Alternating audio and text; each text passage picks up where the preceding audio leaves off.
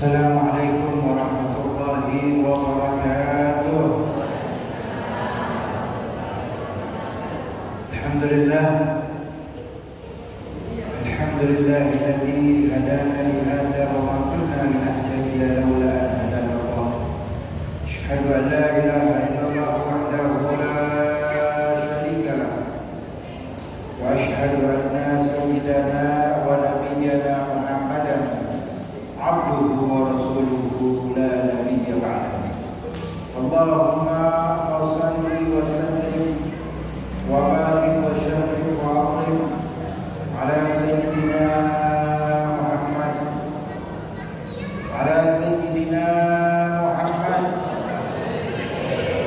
wa ala alihi wa ashabihi wa man tabi'ahum wa nasarahu wa wala wala hawla wala quwwata illa billah. Amma ba'd, ma'asyiral hadirin wal hadirat yang dirahmati Allah Subhanahu wa taala, para hadirin, para kaum bapak, remaja, kaum ibu dan remaja putri jamaah Masjid Jami' Al-Istiqamah, bil khusus jamaah pengajian hari Ahad pagi yang insyaallah selalu diberikan kesehatan oleh Allah Subhanahu wa taala, kenikmatan dan banyak umur di dunia dan di akhirat. Amin ya rabbal alamin. Wabil khusus para guru, para habaib Al-Mukarram Da'ilullah Al-Habib Muhammad Ridwan bin Ahmad bin Yahya Allah bi tuli hayatin wa nafa'allah bi ilmihi. Al-Mukarram Da'ilullah Al-Habib Ali bin Muhammad Al-Haddad Allah bi tuli hayatin. Al-Mukarram Kiai Haji Abdul Jalil Allah bi tuli hayatin. Kiai Haji Ahmad Rabi dan semua guru-guru besar kita, orang tua kita, sesepuh-sesepuh kita yang saya tidak bisa sebutkan nama beliau satu persatu, namun insyaallah tidak mengurangi daripada rasa ta'zim dan hormat saya kepada beliau semua. Ma'asyiral hadirin rahimakumullah, hadirin yang dirahmati Allah Subhanahu wa taala. Tadi telah kita dengar banyak sekali mutiara ilmu yang disampaikan oleh guru kita Al-Habib Muhammad Ridwan bin Ahmad bin Yahya yang berkenaan dengan peristiwa Isra dan Mi'rajnya baginda Nabi Muhammad sallallahu alaihi wasallam. Kisah demi kisah telah disampaikan oleh beliau.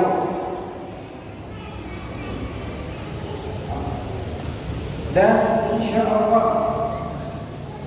kita semua yang hadir pada kesempatan pagi menjelang menjelang siang ini bisa mengambil hikmah, mengambil iktibar, mengambil pelajaran-pelajaran yang berharga daripada kisah-kisah Isra dan Mi'raj Nabi Muhammad sallallahu alaihi wasallam yang telah disampaikan oleh guru kita Al-Habib Muhammad Ridwan bin Yahya. Amin ya rabbal alamin. Ma'asyiral muslimin rahimakumullah. Ada salah satu pelajaran iktibar yang berharga di dalam peristiwa Isra dan Mi'rajnya Nabi kita Muhammad sallallahu alaihi wasallam, yaitu ketika baginda Rasulullah sallallahu alaihi wasallam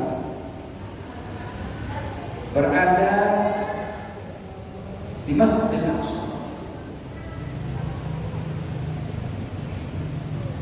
Rasulullah sallallahu alaihi wasallam dibawakan dua cawan oleh malaikat Jibril alaihissalam. Cawan yang pertama, gelas yang pertama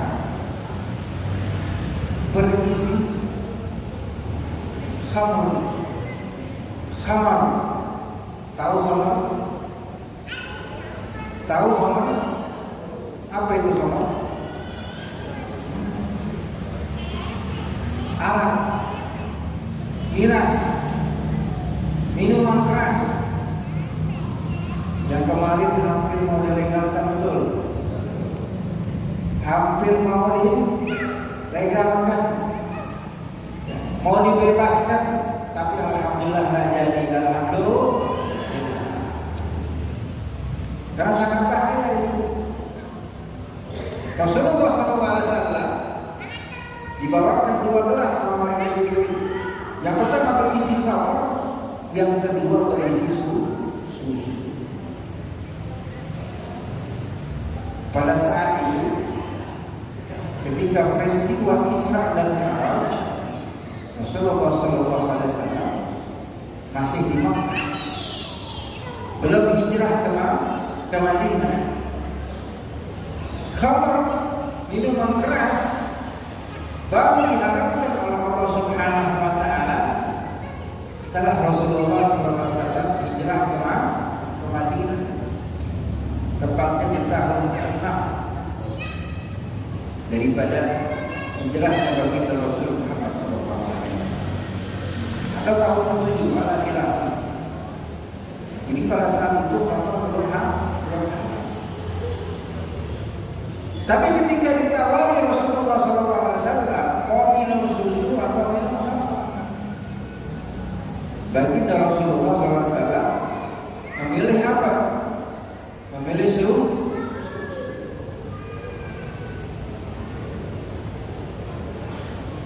Ketika Rasulullah SAW memilih susu, malaikat Jibril alaihissalam berkata, "Asabtal fitrata li ummati." Atau dalam riwayat lain, "Ihtabtal fitrata li ummati." Kamu telah memilih kesucian untuk umat. Seandainya engkau memilih khamr, la yarghabu umatmu akan menjadi lalai.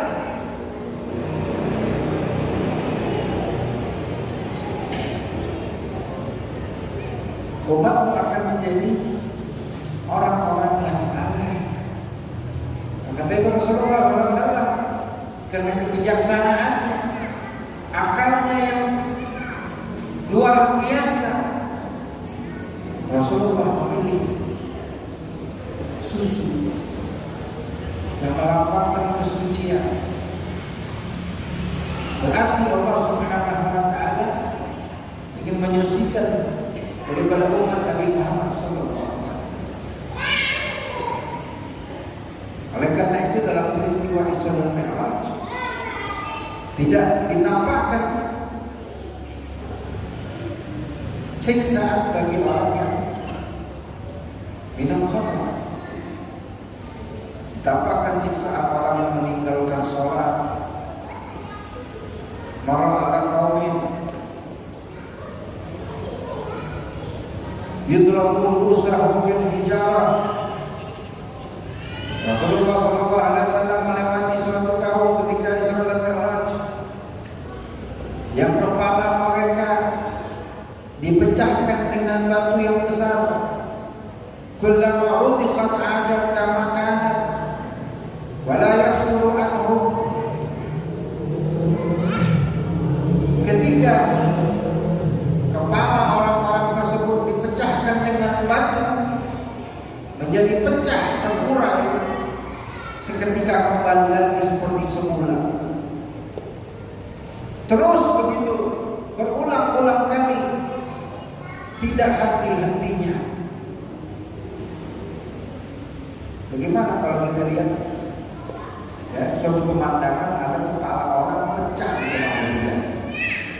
Jangan sampai kepala pecah. Kalau kepala pecah sih biasa betul. Ini kepala pecah, apa yang keluar? Apa yang terurai dari kepala? Isi kandungan kepala, otak dan sebagainya. Na'udzubillah, na'udzubillah. pemandangan yang sangat mengerikan. Ma'asyiral hadirin rahimakumullah. Akan tapi baginda Rasul diperlihatkan pemandangan itu. Orang kepala dipecahin dengan batu, kemudian nyambung lagi, jadi lagi, dipecahin lagi, begitu terus, nggak henti-hentinya. Bagaimana rasa sakitnya itu orang yang sedang bersiksa? Dengan seperti itu, ma'asyiral muslimin rahimahullah, bisa kita baca. Kepala kita kalau diketok aja, ya diketok pakai botol, gimana rasanya? Ya. Atau diketok pakai martil lah. Kepala kita diketok pakai martil sama orang, gimana rasanya? Kalau kita bayangin, lah, pasti sakit sekali. Ya. Sekalipun nggak sampai pecah ini kepala, ya, minimal benjol lah, betul lah. Pernah benjol nggak Pak? Nah, pernah ngerasain benjol nggak? Nah, sakit nggak benjol? Sakit. Benjol nanti sakit, apalagi sampai pecah kepalanya. Alhamdulillah. Rasulullah SAW bertanya, "Man haula'i ya Jibril?" Siapa mereka wahai malaikat Jibril? Kata Rasulullah SAW, "Haula'i min ummatika alladzina tatasaqqalu ru'usuhum anis salatil maktubah." Mereka adalah sebagian dari umatmu. Ya, berarti umat Nabi Muhammad, bukan umat lain ya. Mereka adalah sebagian daripada umatmu yang kepala mereka selalu terasa berat jikalau melaksanakan sholat yang fardu, yang wajib. Artinya orang yang kepalanya ini selalu berat. Kinayatan anil kasal, ya, kiasan daripada rasa malas. Orang yang malas-malasan sholatnya, ya, kira disuruh sholat kayaknya berat, ya, kepalanya, ya, berat sekali untuk sujud kepada Allah Subhanahu wa Ta'ala.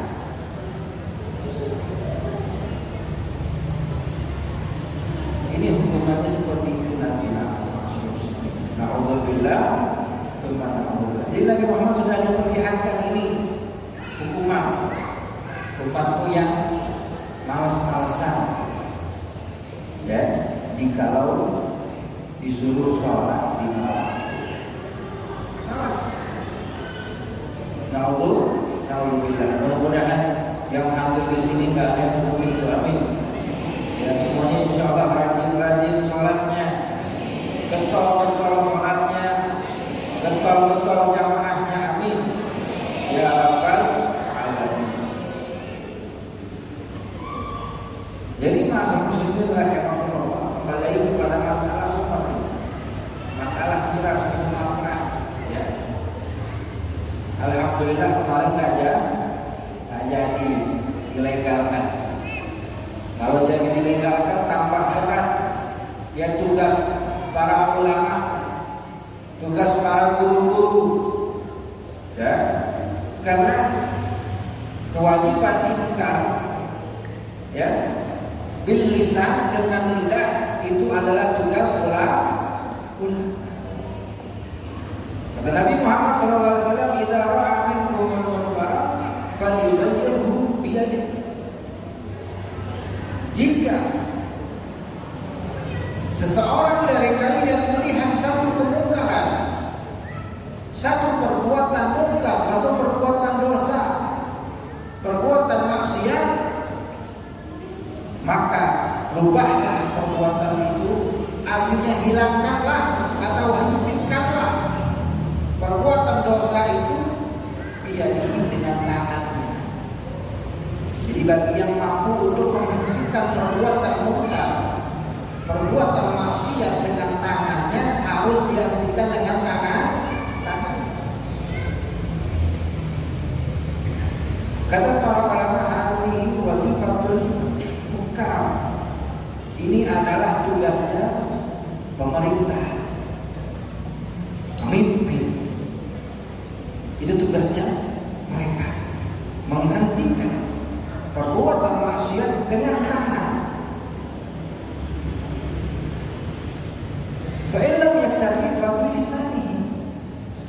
Jika dia tidak mampu untuk menghentikan dengan tangan, falyughayyir bilisanihi, maka hentikan dengan lidah. Hentikan dengan kata-kata, hentikan dengan mau'izatul hasanah, dengan wajangan yang baik. Wahadihi wazifatul ulama, ini adalah wazifahnya, tugasnya para ulama, para dai, untuk menghentikan dengan perkataan, dengan lidah. Fa illam yastati fa biqalbihi wa dzalika al-aqlu iman. Jika tidak mampu dengan tangan, tidak punya kekuasaan, tidak mampu dengan lidah, tidak mengerti dalil-dalil dan bantahan-bantahan, fa biqalbihi, maka dengan hati. Cukup ikat dengan hati. Wa hadhihi lil awam muslimin, ini bagi orang-orang awam daripada orang-orang Islam. Cukup ikat dengan hati. Artinya cukup dia mengingkari, cukup dia benci dengan hatinya akan perbuatan-perbuatan munkar tersebut. Jadi ma'asyiral muslimin rahimahullah, khamr ini, minuman keras, diharamkan oleh Allah Subhanahu wa taala. Allah Subhanahu wa taala berfirman dalam Al-Qur'an, ya ayyuhalladzina amanu innamal khamru wal maisiru wal ansaru wal azlamu rijsun min 'amali syaitan fajtanibuhu la'allakum tuflihun. Wahai orang-orang yang beriman, adapun khamr, minuman keras, wal maisir, judi, wal ansar, berhala-berhala, wal azlamu, ancak-ancak, rijsun min amali syaitan, adalah suatu kotoran daripada perbuatan setan. Jadi 4 perkara ini adalah kerjaan setan. Yang suka minum khamar siapa? Setan. Jadi kalau ada orang minum khamar berarti dia setan. Yang suka main judi siapa? Setan. Allah yang bilang, bukan saya. Berarti orang yang suka main judi, yang suka pasang togel, ya, saya. Ini sekarang judi macam-macam, Pak. Ya, na'udzubillah, subhanallah, dari judi, ya, yang biasa sampai ada sekarang judi online. Dari yang kelas kakak sampai kelas ikan cupang. Betul nggak? Ada nggak jadi ikan cupang? Ada. Ngadu ikan cupang pakai taruhan itu lagi judi ikan cupang, kelas ikan cupang. Ya, na'udzubillah. Ini semuanya perbuatan siapa? Perbuatan saya. Berarti yang suka ngadu ikan cupang, apalagi pakai taruhan, itu saya. Wal ansabu, berhala-berhala, patung-patung. Wal azlamu, ancak-ancak, sesajen. Ya, orang suka masang-masang sesajen. Tahu sesajen ya? Tahu ancak ya? Ya, nyuguh. Ya, di pohon-pohon, ya, di pojok-pojok kamar, alhamdulillah, mempanin jin, Pak. Ini semuanya adalah perbuatan setan. Fajtanibuhu la'allakum tuflihun. Jauhilah oleh kalian semuanya itu agar kalian beruntung. Innama yuridu syaitanu an yuqi'a bainakum al-adawata wal baghdha'a fil khamri wal maisir.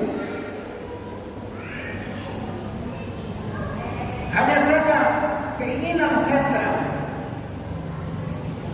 ya, keinginan setan pada kalian an yuqi'a bainakum al-adawah, yaitu menjatuhkan permusuhan, menyebabkan permusuhan, wal baghdha'a, dan kebencian bainakum antara kalian. Jadi apa tujuan setan? Ya, di dalam, ya, menggoda orang supaya minum khamar. Ini khamar ini adalah tipu daya setan. Tujuannya apa setan ini? Ya, adyuki bainakum al-adawah wal baghdha. Ya, menjadikan permusuhan dan kebencian antara kalian satu sama lain.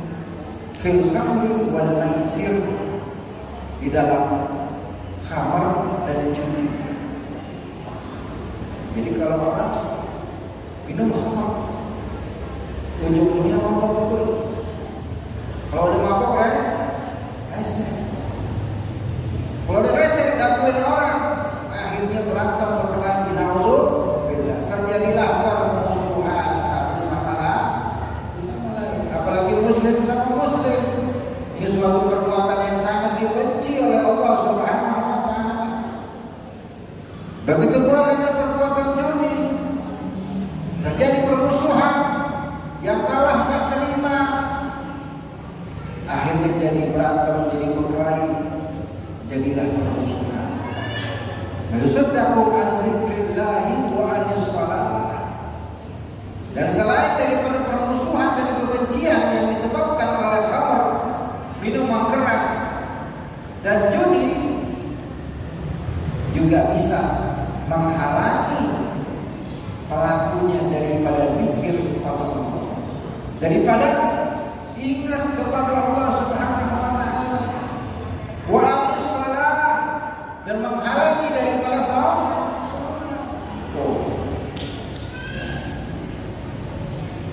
Alhamdulillah, dikatakan kalau orang minum khamar, man syariba khamran maratan wahidatan baqiya fi jasadihi arba'ina yauman la tuqbal lahu salatan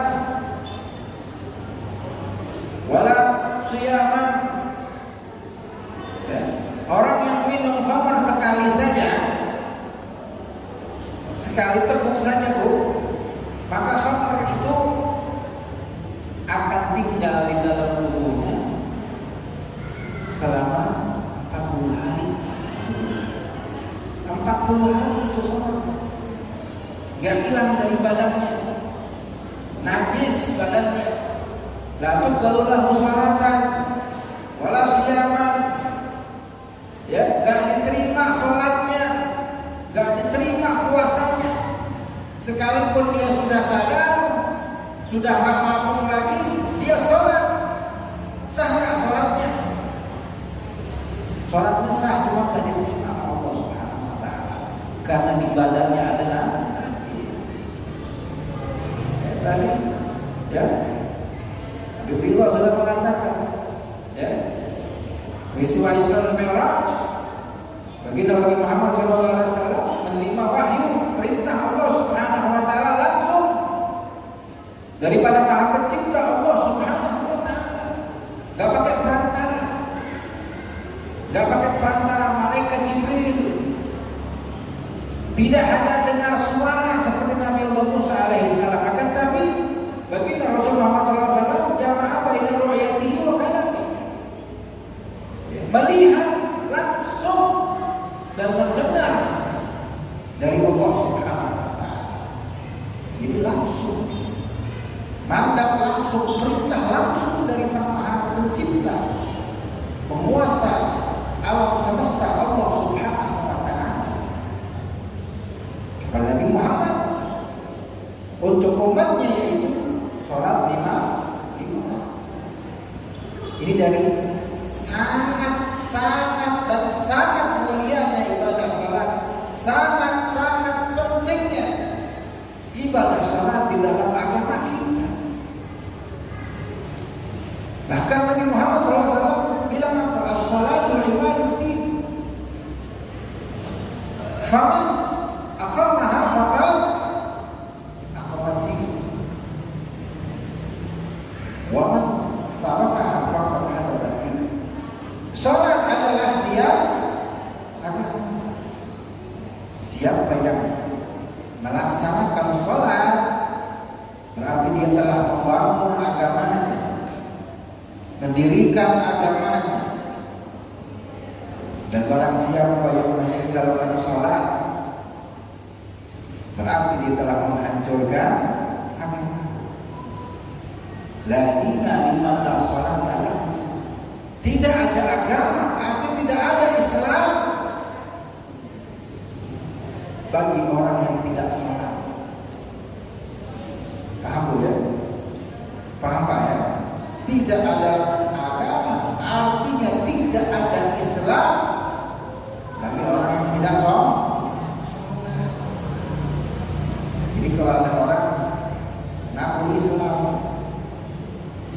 ya, tapi nggak sholat, namanya Islam apa? Islam KTP. Islam cuma di kelurahan doang, media RT. Betul? Islam KTP, Islam di mana? Di kelurahan, di RT, di RW, itu Islamnya. Tapi di sisi Allah Subhanahu wa taala dia bukan Islam. Nah, Allah di hadapan Nabi Muhammad SAW dia bukan Islam. Jadi nanti kalau di akhirat ya, dia minta surga bukan kepada Allah, tapi kepada Pak RW, Pak Lurah. Pak Lurah ini KTP saya Islam nih. Ya, diperpanjang Islam lagi, ya, itu kalau saya masuk surga, jadi protesnya kemana?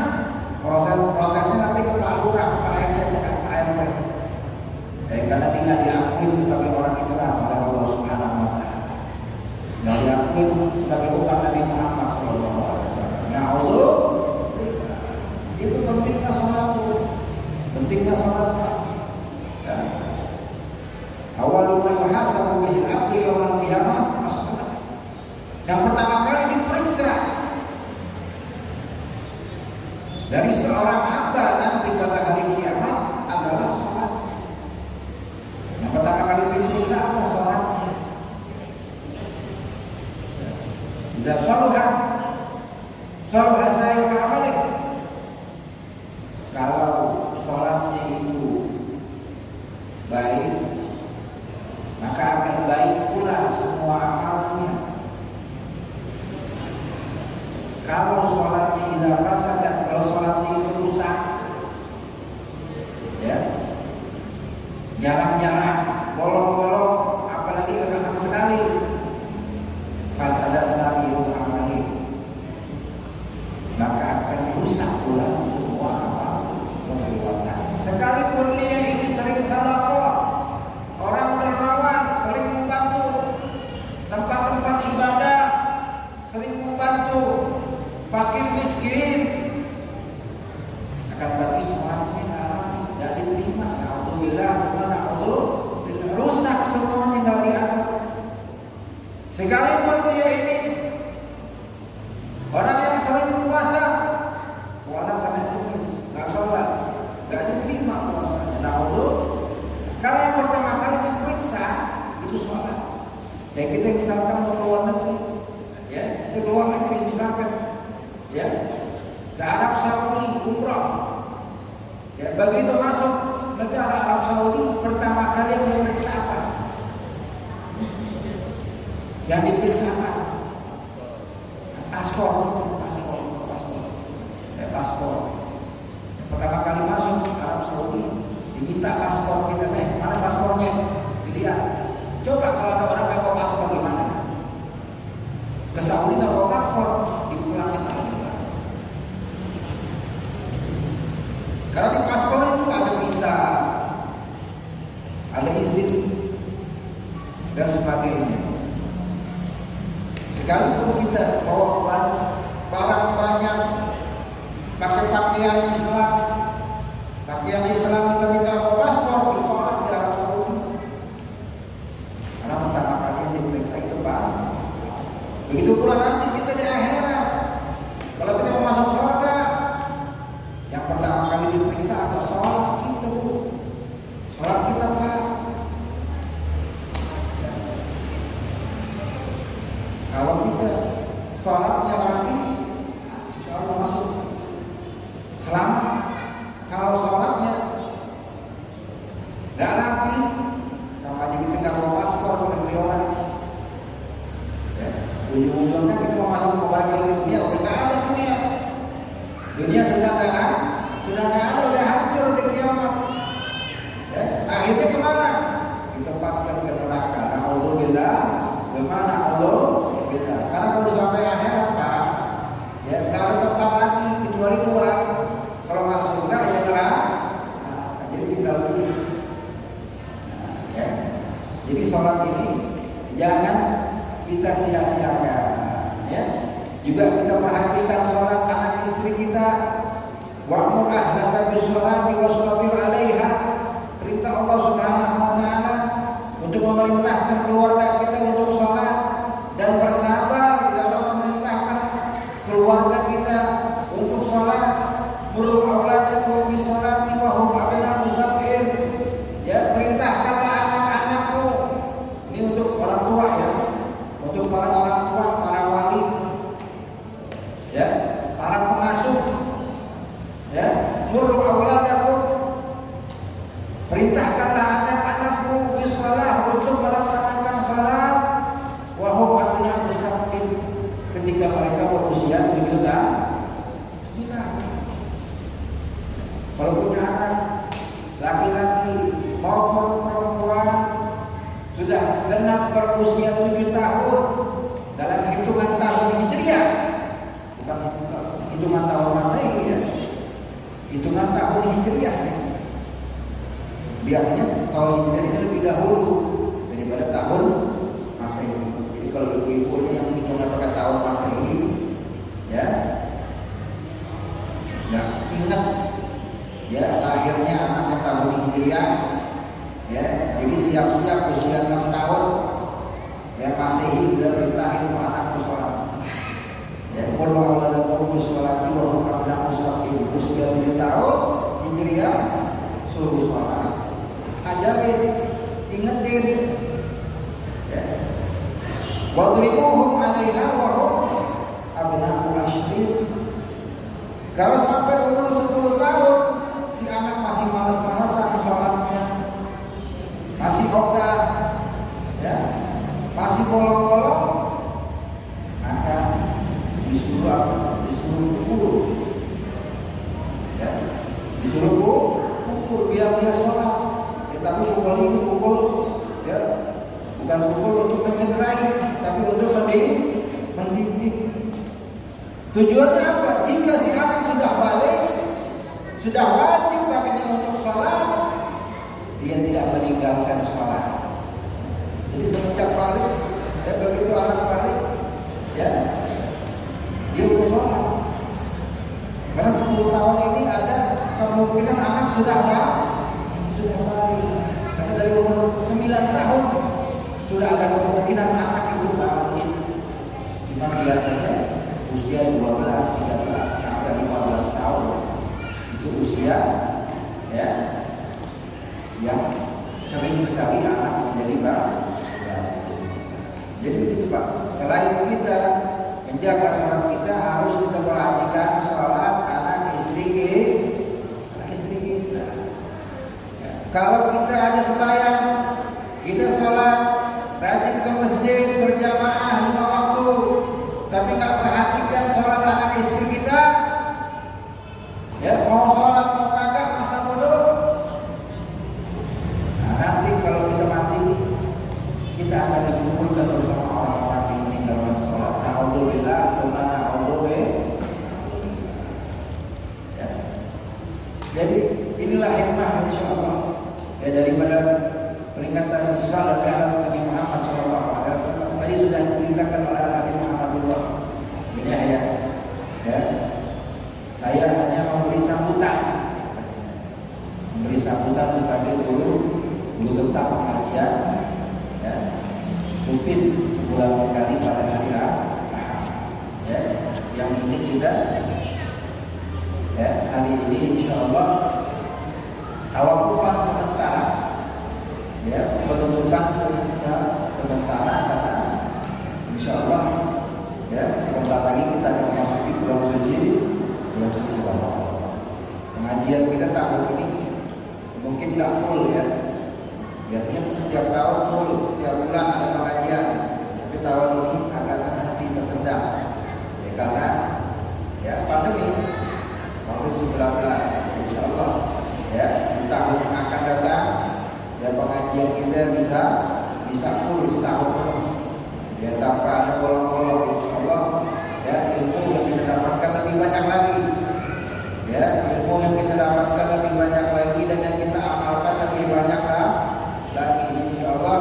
Kegiatan-kegiatan juga, kegiatan-kegiatan keagamaan yang biasa rutin kita adakan ya, baik itu setiap minggu, setiap bulan, setiap tahun, peringatan Maulid Nabi Muhammad, peringatan Isra dan Mi'raj ya, nuzulul Quran, insyaallah semuanya itu bisa berjalan lancar kembali seperti sedia kala sebelum pandemi. Dan insyaallah kita mohon kepada Allah Subhanahu wa taala agar pandemi COVID-19 ini cepat diangkat Allah Subhanahu wa taala daripada negeri kita dan semua negeri-negeri umat Islam, agar bisa kembali umat Islam bersatu, berkumpul, beribadah bersama. Karena kalau kita beribadah bersama lebih dekat kepada qabul, lebih dekat kepada diterima oleh Allah Subhanahu wa taala. Amin ya rabbal alamin. Mungkin ini saja yang bisa saya sampaikan. Mohon maaf kepada para jamaah semuanya, para guru-guru apabila ada salah dalam perkataan saya, baik yang disengaja maupun yang tidak disengaja. Selama mengajar di Masjid Al-Istiqamah, mohon untuk dibuka pintu maaf yang seluas-luasnya. Hadanallahu wa iyyakum ajma'in. Assalamualaikum warahmatullahi wabarakatuh. Allahumma shalli wa sallim ala sayyidina Muhammad wa ala ali sayyidina Muhammad. Allahumma ya awwal awwalin wa ya akhir akhirin wa ya dzal matin wa ya rahimul masakin wa ya arhamar rahimin. Allahumma zidna wa la tanqusna wa atina wa la tahrimna wa athirna wa la tu'athir alaina wa qina wa wa'na wa ahsina ibadatana fil umuri kulliha wa ajirna min khizyi dunya wa adzabil akhirah. Allahumma ij'al jam'ana hadha jam'an marhuma wa tafarraqna min ba'dihi tafarruqan ma'suma wa la taj'al minna wa la fina wa la ma'ana shaqiyyan wa la mahruma. Allahumma barik lana fi awladina wa dhurriyyatina wa la tudurrahum wa waffiqhum li ta'atika warzuqna birrahum. Rabbana atina fid dunya hasanah wa fil akhirati hasanah wa qina adzabannar. Sallallahu ala sayyidina Muhammad wa ala sayyidina Muhammad.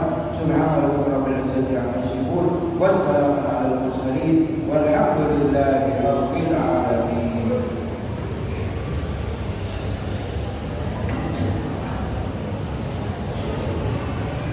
Terjamaah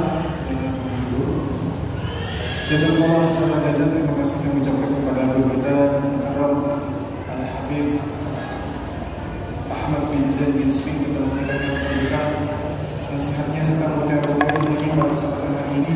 Mudah-mudahan apa yang disampaikan oleh beliau dapat kita amalkan dan dapat menambah mahabbah cinta kita kepada baginda Nabi besar Muhammad SAW. Terlebih kami ucapkan pula kepada para guru-guru, para hamba yang telah datang pada kesempatan hari ini. Mudah-mudahan dan kita doakan semoga guru kita selalu diberikan kesehatan dan jasmani dan rohani. Untuk selanjutnya, para jamaah panitia sudah menyiapkan sampah jasmani beras kebuli.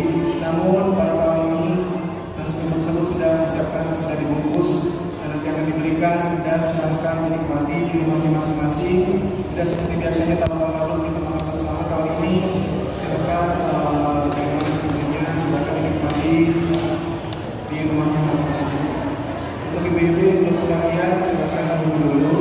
Dan untuk para jamaah akan tetap di tempatnya masing-masing. masing-masing panitia akan membagikannya secara teratur. Alhamdulillah, demikianlah seluruh rangkaian acara kita pada pagi hari ini. Kami dari selaku panitia peringatan Maulid Nabi Muhammad Nabi Sallallahu Alaihi Wasallam jami'an semoga insyaallah mudah-mudahan ditemui kita pada hari ini dari awal sampai akhir senantiasa mendapatkan akhirat, mendapatkan cinta dari Allah, dan mudah-mudahan kita cepat untuk kita pada hari ini sebagai masyarakat Islam Subhanahu wa taala. Kami mengucapkan terima kasih kepada para pengatur, para dermawan, para guru yang telah pada kesempatan hari ini. Mudah-mudahan Allah memberikan kita umur yang panjang agar kita bisa bertemu dan berjumpa kembali di acara peringatan Maulid bertahun-tahun berikutnya. Ini saja yang dapat kami sampaikan. Kurang lebihnya kami mohon maaf. Wallahu muwaffiq ila aqwamit thoriq. Wassalamualaikum warahmatullahi wabarakatuh.